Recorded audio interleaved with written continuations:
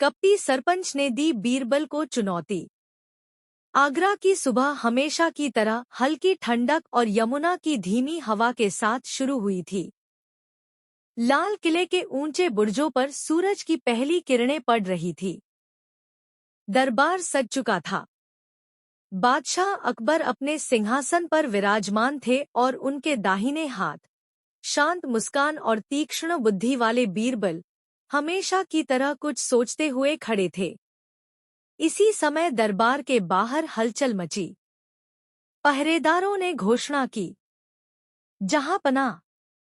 दूर गांव चंदनपुर से वहां का सरपंच दरबार में हाजिर होना चाहता है। अकबर ने अनुमति दी। कुछ ही क्षणों में एक मोटे शरीर, चमकदार कपड़ों और बनावटी विनम्रता वाले व्यक्ति ने दरबार में प्रवेश किया। उसके चेहरे पर झुकी हुई आंखें और होठों पर चालाक मुस्कान थी। उसने झुककर सलाम किया। जहांपनाह, मैं चंदनपुर का सरपंच हूँ। आपके न्याय और बुद्धि की ख्याति सुनकर यहाँ आया हूँ। अकबर ने स्नेह से कहा, कहो सरपंच, क्या समस्या है? सरपंच ने एक नज़र बीरबल की ओर डाली और बोला, जहांपनाह, मैंने आपके दरबार के सबसे बुद्धिमान व्यक्ति बीरबल की बहुत चर्चा सुनी है। आज मैं उनकी बुद्धि की परीक्षा लेना चाहता हूँ। दरबार में सन्नाटा छा गया। बीरबल हल्के से मुस्कुराए। अकबर हंसे, अच्छा, तो तुम बीरबल को चुनौती देना चाहते हो? सरपंच ने सिर झुकाया। हाँ जहांपनाह, अगर मैं हार गया तो अपना अपराध स्वीकार करूंगा, और अगर बीरबल हार गए तो मुझे निर्दोष माना जाए। बीरबल ने शांत स्वर में पूछा, सरपंच, पहले यह बताओ, तुम्हारा अपराध क्या है? सरपंच ने बनावटी मासूमियत से कहा, मुझ पर आरोप है कि मैंने गांव के लोगों से कर वसूली में धोखा किया है, पर मैं निर्दोष हूँ। अकबर ने गंभीर होकर कहा, ठीक है बीरबल, इस चुनौती को स्वीकार करो। चंदनपुर की यात्रा। अगले दिन बीरबल सरपंच के साथ चंदनपुर पहुंचे। रास्ते भर सरपंच मीठी मीठी बातें करता रहा, गांव की खुशहाली, लोगों की तरक्की, अपने नेक इरादे। लेकिन बीरबल चुपचाप सब सुनते रहे। गांव में प्रवेश करते ही बीरबल की नजरें हर चीज पर पड़ी। टूटे घर, सूखे कुएं, मुरझाए चेहरे। उन्होंने एक बुजुर्ग किसान से पूछा, बाबा, यहाँ के लोग इतने उदास क्यों हैं?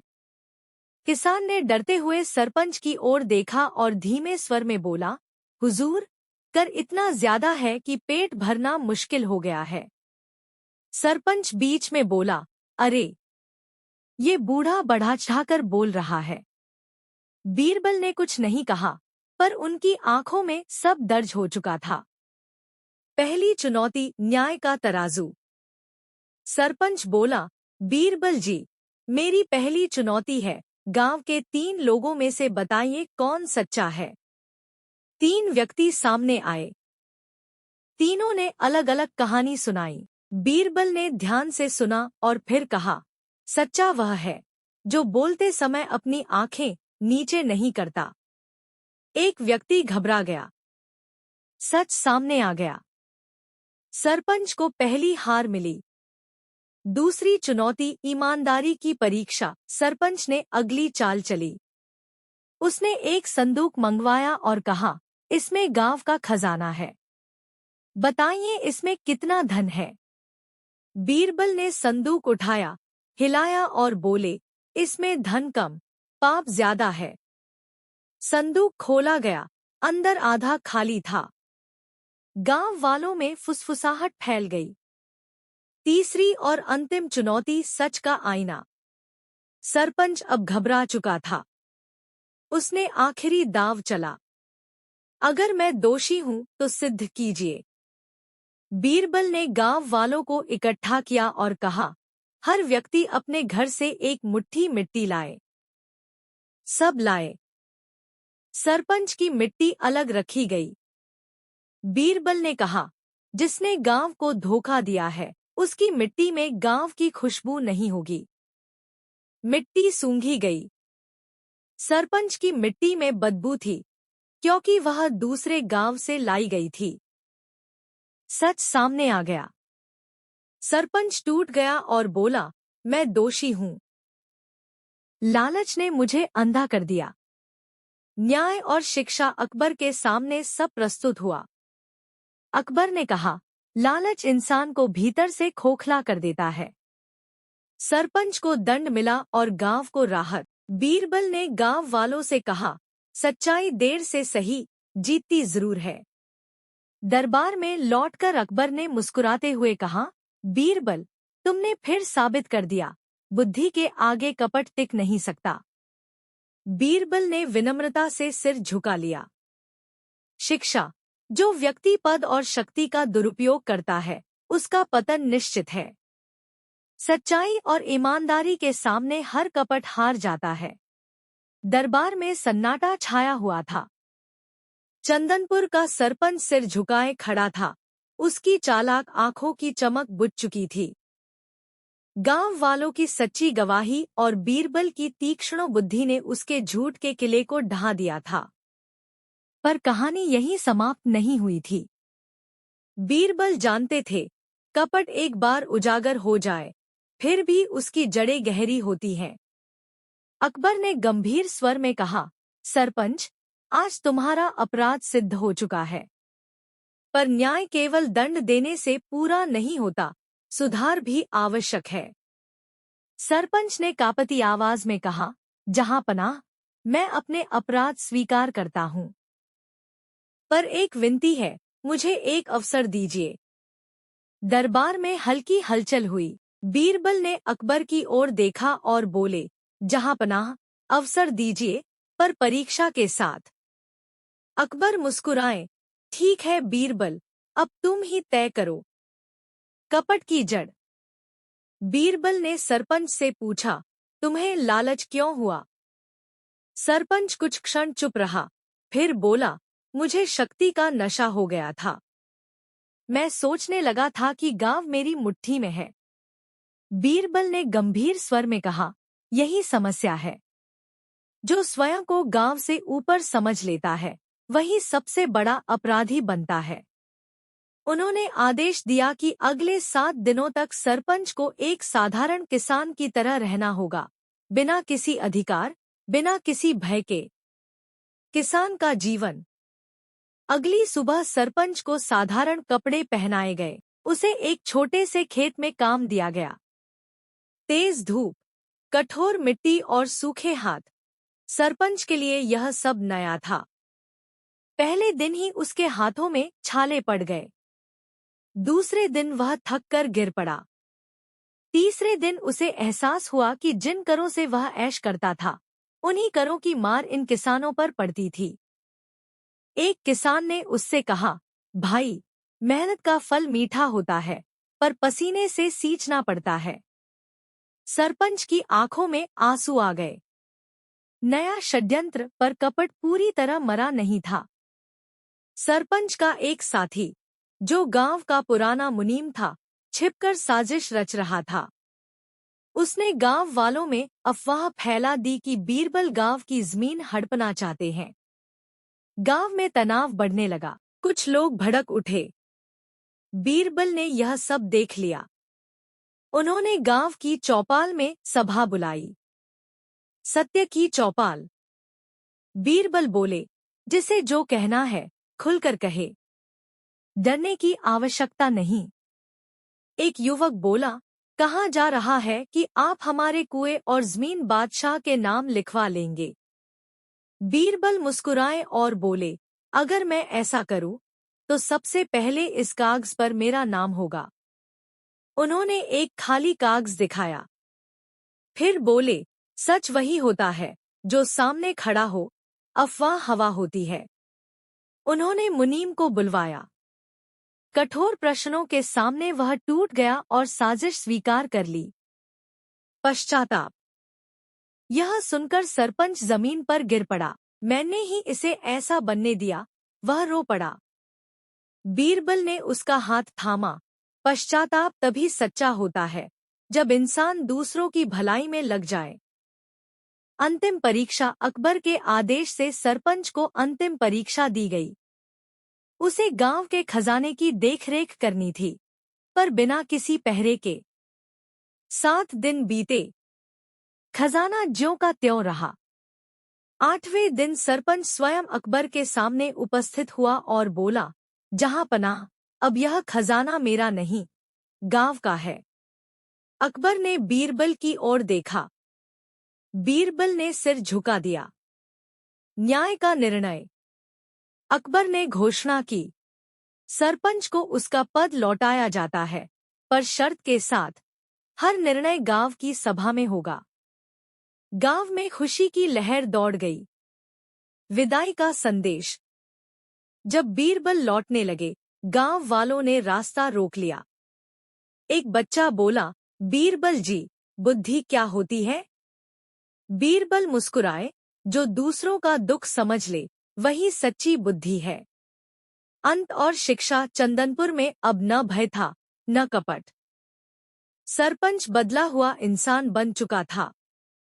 अकबर ने दरबार में कहा, आज हमने सीखा, कपट से सत्ता मिल सकती है, सम्मान नहीं। बीरबल ने उत्तर दिया, और सम्मान बिना बुद्धि और ईमानदारी के संभव नहीं। शिक्षा। सच्चा परिवर्तन दंड से नहीं, आत्मबोध से आता है। जो अपने दोष पहचान ले, वही सच्चे अर्थों में विजय होता है। चंदनपुर में अब शांति थी, पर बीरबल का मन शांत नहीं था। उन्होंने वर्षों का अनुभव अर्जित किया था। जब कोई व्यक्ति बाहर से सुधरता दिखे, तब असली परीक्षा भीतर शुरू होती है। सरपंच को पद लौट चुका था, गांव में खुशहाली लौट रही थी, पर बीरबल जानते थे कि कपट का अंतिम अंश अभी जीवित है। बीरबल की आशंका। दरबार लौटते समय बीरबल ने अकबर से कहा, जहां पनाह, आग बुझ चुकी है, पर राख अभी गर्म है। अकबर ने गंभीर होकर पूछा, तुम्हें क्या शंका है, बीरबल? जिसे सत्ता का स्वाद लग चुका हो, वह पूरी तरह बदले, यह दुर्लभ है।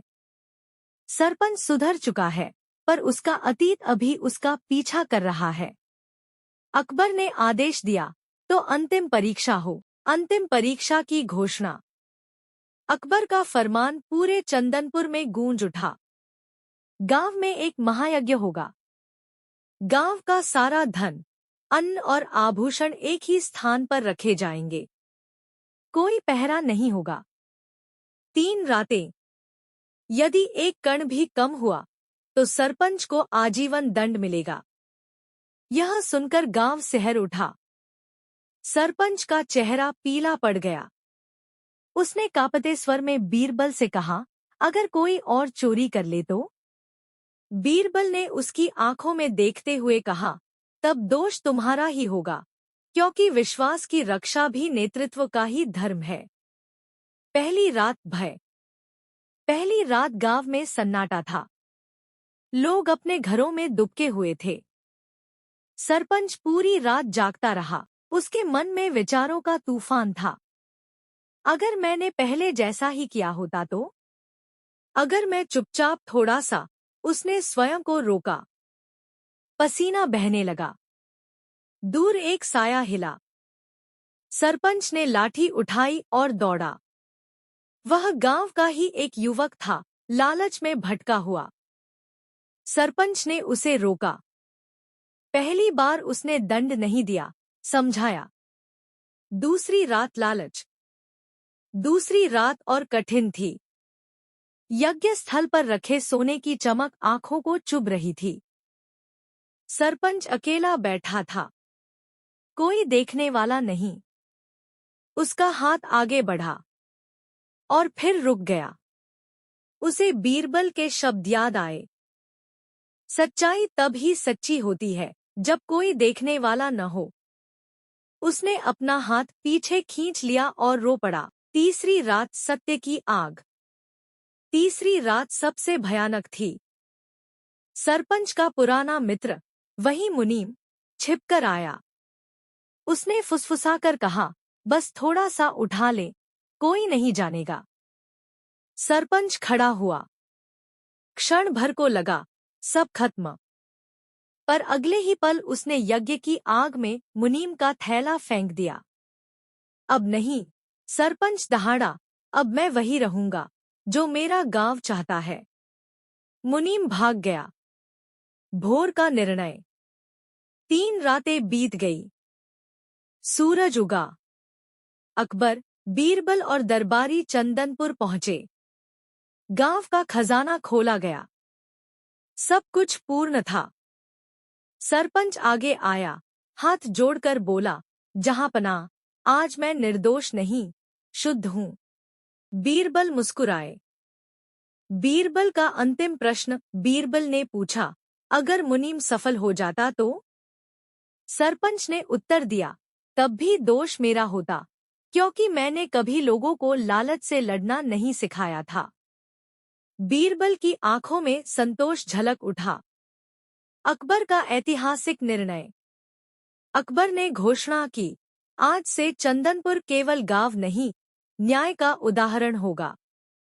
सरपंच को सम्मान मिला, पर उससे भी बड़ा दायित्व। विदाई का क्षण। बीरबल जब लौटने लगे, सरपंच ने उनके चरण छुए। आपने मुझे सजा नहीं दी, मुझे मनुष्य बना दिया। बीरबल बोले, यही न्याय है। अंतिम शिक्षा। अकबर ने दरबार में कहा, बीरबल, आज तुमने राज्य नहीं, आत्मा जीती है। बीरबल ने उत्तर दिया, जहांपनाह, जो अपने भीतर के कपटी को हरा दे, वही सच्चा विजेता है। महान शिक्षा। सत्ता छिन सकती है, धन लुट सकता है, पर जो व्यक्ति अपने लालच पर विजय पाले, उससे बड़ा कोई राजा नहीं,